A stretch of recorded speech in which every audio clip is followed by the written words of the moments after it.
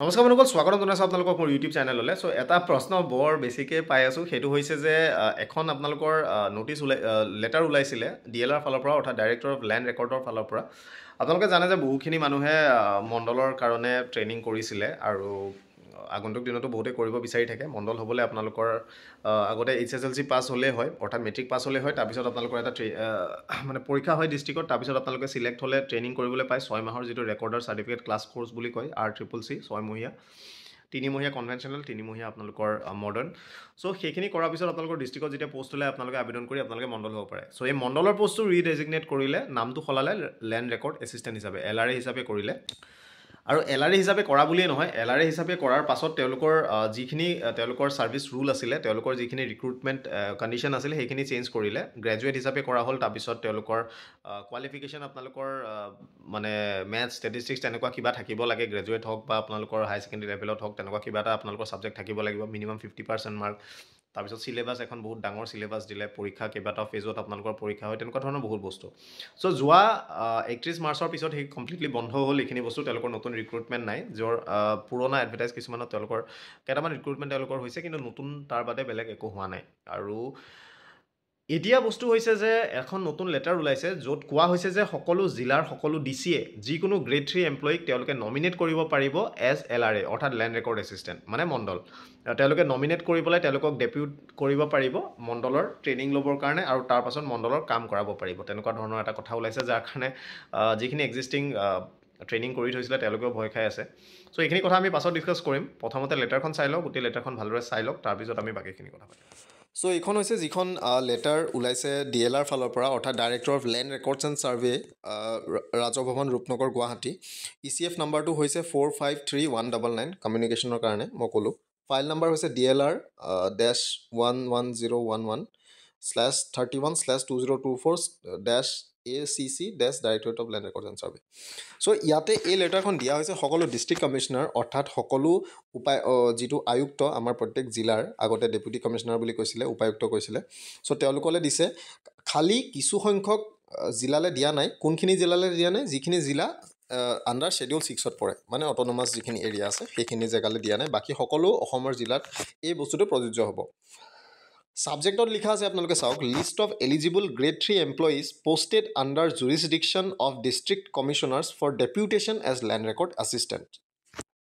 চ' বস্তুটো আপোনালোকে ভালকৈ বুজিব যে list of eligible grade 3 employees, যে যিকোনো গ্ৰেড 3 এমপ্লয়ী, আপুনি তৃতীয় বৰ্গত যিকোনো আপুনি চাকৰি কৰক, সেই তৃতীয় বৰ্গৰ চাকৰিৰ ক্ষেত্ৰত সেইটো আপোনালোকে মানে প্ৰত্যেক জিলাৰ DCয়ে গ্ৰেড 3 এমপ্লয়ী তেওঁলোকে ডেপিউট কৰিব পাৰে এজ লেণ্ড ৰেকৰ্ড এছিষ্টেণ্ট, অৰ্থাৎ মণ্ডল। ইয়াৰ পূৰ্বতে মণ্ডল বুলি কৈছিলে, তাৰপিছত সেইটো চেঞ্জ হৈছে LRA বুলি কয় এতিয়া, লেণ্ড ৰেকৰ্ড এছিষ্টেণ্ট। চ' সেই লেণ্ড ৰেকৰ্ড এছিষ্টেণ্ট হিচাপে DCয়ে তেওঁলোকক নমিনেট কৰিব পাৰে ডেপুটেশ্যনৰ কাৰণে, অ'কে, আৰু যিকোনো গ্ৰেড 3 এমপ্লয়ীৰ ফালৰ পৰা।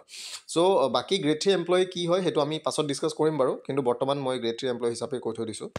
আৰু ৰেফাৰেঞ্চ দিছে যি মিছন বসুন্ধৰাৰ 2ৰ যি আপোনাৰ মিটিং আছিলে, আৰু য'ত মিছন বসুন্ধৰা 3ৰ আপোনাৰ আৰম্ভণি হৈছিলে, তাত 16 ফেব্ৰুৱাৰী মিটিঙৰ মাইনোটছৰ হিচাপত এই কথাটো কোৱা হৈছে। চ' ইয়াতে কৈছে, in view of the point 13 and 14 of honourable chief minister's instructions noted in minutes of mission Basundhara 2, curtain closure and launch of mission Basundhara 3 preparedness by honourable chief minister Assam, dated 16 February 2024। অৰ্থাৎ যিখন মাইনোটছ, অৰ্থাৎ মিটিঙত কি কি হ'ল নহ'ল, যিখিনি বস্তু টোকাটো বনাই, সেইখন হৈছে মাইনোটছ। তাত কোৱা হৈছিলে যিটো পইণ্ট নম্বৰ 13 আৰু 14, 13 আৰু 14 পইণ্টত সেইটো উল্লেখ কৰা আছিলে যে you are requested to select, DCসকলক কৈছে, okay, you are requested to select at least 10 to 12 grade 3 employees within your district jurisdiction to be tasked with time-bound disposal of land-related services. চ' তেওঁ কৈছে যে প্ৰত্যেকখন জিলাৰ, এক্সেপ্ট 6 schedule areas, প্ৰত্যেকখন জিলাৰ পৰা DCসকলক কোৱা হৈছে যে আপুনি 10জন, মিনিমাম 10জন আৰু মেক্সিমাম 12জন, অ'কে, 10জনৰ পৰা 12জনৰ ভিতৰত আপুনি গ্ৰেড 3 এমপ্লয়ী চিলেক্ট কৰক। চিলেক্ট কৰি পেলাই সেই নামখিনি আমাক দিয়ক, যাতে তেওঁলোকক LRA হিচাপে ডেপিউট কৰি পেলাই, LRA হিচাপে ডেজিগনেট কৰি পেলাই তেওঁলোকক যি লেণ্ড ৰিলেটেড যিবিলাক ছাৰ্ভিচ থাকে সেইবিলাক যাতে তেওঁলোকৰ পৰা কৰাব পাৰি, অৰ্থাৎ হয়তো মিছন বসুন্ধৰা 3ৰ কাম তেওঁলোকৰ পৰা কৰাব। চ' গোটেই ডিছকাশ্যনটো মই কৰিম, কনফিউজন ক'ত ক'ত আছে সেইকেইটা পইণ্ট লাষ্টত মই ক'ম। So ইয়াতে দিছে কেনেকৈ পাব they should possess prerequisite qualification for land record assistant in rule number 8 of the Assam land record services subordinate service rule 2023 mainly so' আপোনালোকে জানে আগতে মণ্ডল আছিলে মণ্ডল পাবলৈ মাত্ৰ মেট্ৰিক পাছ হ'লেই হয় তাৰপিছত চিলেকশ্যন এটা হয় য'ত আপোনালোকে RCCC কোৰ্চ কৰিবগৈ লাগে 6 মহীয়া তাৰপিছত আপোনালোকে মণ্ডল চাকৰি পাব পাৰে কিন্তু সেইটো সলনি কৰা হ'ল গ্ৰেজুৱেট হিচাপে কৰা হ'ল আৰু চিলেবাছখন বৰ ভয়ংকৰ এখন চিলেবাছ তেওঁলোকে দিলে আৰু লগতে বহুতো কণ্ডিশ্যন দিলে যে আপোনালোকৰ মেথছ থাকিব লাগিব তেনেকুৱা ধৰণৰ বহুখিনি কথা হ'ল চ' সেই যিখিনি বস্তু ইয়াতে তেওঁ পুনৰবাৰ কৈছে গ্ৰেড 3 এমপ্লয়ী হ'লে নহ'ব এই যিখিনি কণ্ডিশ্যন এইখিনি ছেটিছফাই কৰিব লাগিব কি হ'ব লাগিব graduate from a recognise university in any discipline with a minimum of 50% marks in mathematics or statistics or geography okay geography in higher secondary level. Okay, graduate from a recognized university in any discipline with a minimum 50% marks. Okay, in mathematics or statistics or geography in higher secondary level or graduation. Okay, in higher secondary or graduation. চ' আপোনালোকে maths statistics বা geography এনেকুৱা ধৰণৰ higher secondary বা গ্ৰেজুৱেশ্যনত আপোনালোকৰ থাকিলে হ'ল with 50% marks having proficiency in use of computers and information so' computer জানিব লাগিব চ' এনেকুৱা ধৰণৰ এইখিনি আছামিজ বেংগলী টাইপিং জানিব লাগিব the list of such employees should be forwarded to the undersigned by 11 March 2024 অৰ্থাৎ 11 মাৰ্চৰ ভিতৰত এই নামৰ লিষ্টখিনি পঠিয়াব লাগিব positively in certain districts even if less than 10 employees fulfil the pre qualification criteria that the list should be provided indicating the reasons so' যদি 10জন মানুহ তেনেকুৱা নাপায়ো যদি কম মানুহো পায় তথাপিও পঠাবলৈ কৈছে যাতে তেওঁলোকে সেইটো প্ৰচেছ কৰিব পাৰে Selected grade 3 employees would be required to undergo stipulated training at Assam Survey and Settlement Training Center, Dakhingaon, Guwahati 40.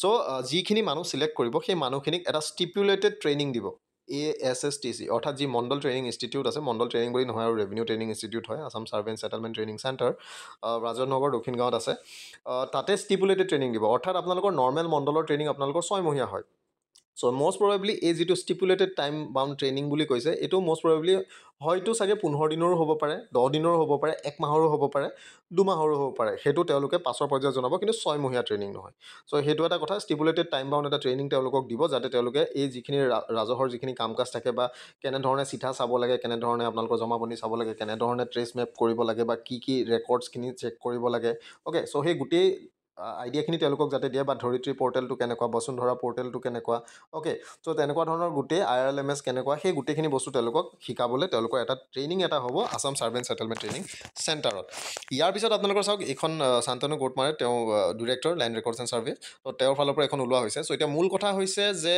যিখন মাইনোটছৰ কথা কৈছে এই মাইনোটছখন এইখনৰ বেচিছত এই বস্তুটো হৈছে মাইনোটছৰ যিখন মিটিং কৈছিলে চিফ মিনিষ্টাৰৰ সেইখন হৈছে এইখন অ'কে এই মিটিংখন হৈছিলে আপোনালোকৰ ফেব্ৰুৱাৰী 16 তাৰিখে 11টা বজাত আৰু ইয়াতে মূল এইখিনি আৰু মই বাদ দিলোঁ যিকেইটা মেইন পইণ্টৰ কথা কৈছে সেইকেইটা আপোনালোকক দেখাওঁগৈ চ' এতিয়া চাওক 13 আৰু 14 নম্বৰৰ যিটো পইণ্টৰ কথা কৈছিলে 13 নম্বৰ পইণ্টত ইয়াতে ৰেকৰ্ড কৰা আছে যে it was appeal to the district commissioners to take steps to train at least 10 to 12 grade 3 employees within their jurisdiction in land related matters for time bound disposal of land related services.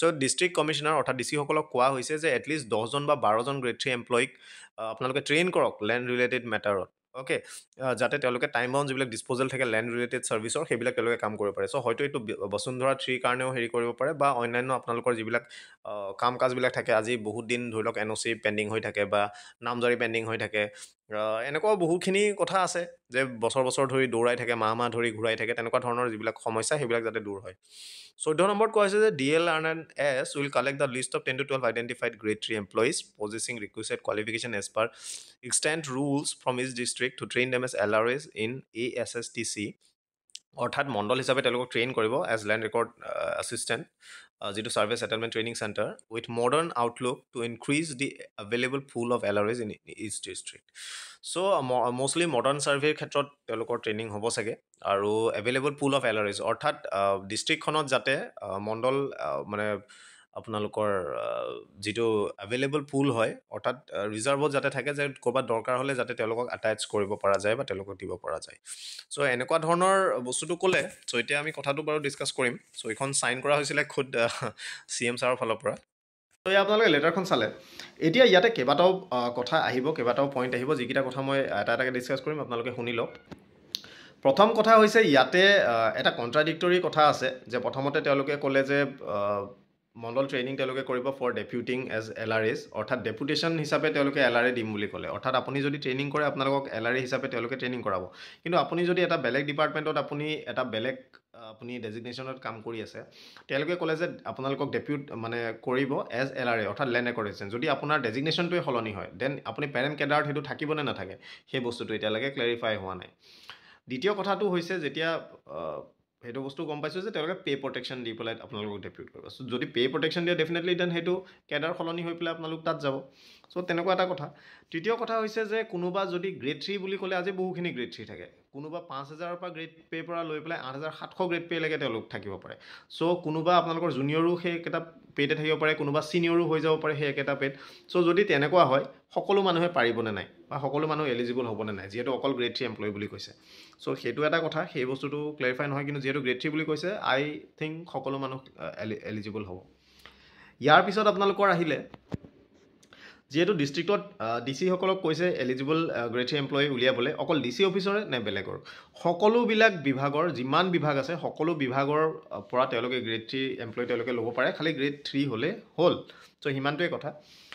তাৰপিছত আহিলে এটা কথা যে এইটো এপইণ্টমেণ্টটো কেনেকুৱা হ'ব, deputation হ'বনে এবজৰ্পশ্যন হ'ব, মানে মণ্ডল হিচাপে থাকি যাবনে কি কৰিব, সেই বস্তুটো কমপ্লিটলি ক্লেৰিফাই এতিয়াও হোৱা নাই। আৰু সেইটো আমি আশা ৰাখিছোঁ সোনকালে চাৰ্কুলাৰ ইছ্যু হ'ব যে তেওঁলোকে অলপ দিনৰ কাৰণে বসুন্ধৰাৰ কাম কৰিবলৈ নিব নে বেলেগ তেনেকুৱা কিবা এটা কাম কৰিবলৈ নিব, তাৰপিছত তেওঁলোকে পেৰেণ্ট ডিপাৰ্টমেণ্টত কাম কৰি থাকিব নে তেওঁলোকক মানে একেবাৰে তেওঁলোকক লৈ যাব, তেনেকুৱা ধৰণৰ সেই বস্তুটো কি হয় সেই বস্তুটো এতিয়ালৈকে ক্লেৰিফাই হোৱা নাই।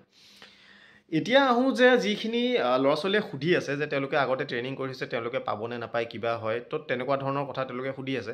তো চাওক আপোনালোকৰ মণ্ডলৰ পদ ওলাবই, মণ্ডলৰ এই যিখিনি ওলাইছে এই যিখিনি ডেপুটেশ্যনৰ হিচাপত সকলো ডিচিকে দিবলৈ কৈছে এইটো এটা বেলেগ বস্তু। এইখিনি তেওঁলোকে বিচাৰিছে যে এভেইলেবল মেন পাৱাৰ থাকক, যাতে যেতিয়াই দৰকাৰ হয়, আজি বসুন্ধৰা হওক আজি কিবা হওক তেনেকুৱাত মানে এক্সিজেঞ্চি কামত যেতিয়া পটককৈ মানুহ দৰকাৰ হয় যাতে ট্ৰেইন মানুহ থাকে, যাতে তেওঁলোকক আনি পেলাই কামত লগাই পেলাই কামখিনি ডিছপ'জ কৰিব পাৰে। তো তেনেকুৱা কাৰণে এটা মানে ৰিজাৰ্ভ পুল এটা তেওঁলোকে ৰখাৰ নিচিনা এটা কাম কৰিছে। কিন্তু সেইটো পাছৰ পৰ্যায়ত গম পোৱা যাব যে সেইখিনি মানে ডাইৰেক্টলি ইয়াতে মণ্ডল হিচাপে ৰাখিবই নে মানে ডেপিউট কৰি পেলাই যেতিয়া দৰকাৰ হয় তেতিয়া আনি থাকিব, তেনেকুৱা ধৰণৰ সেই কথাটো ক্লেৰিফাই হোৱা নাই বাৰু।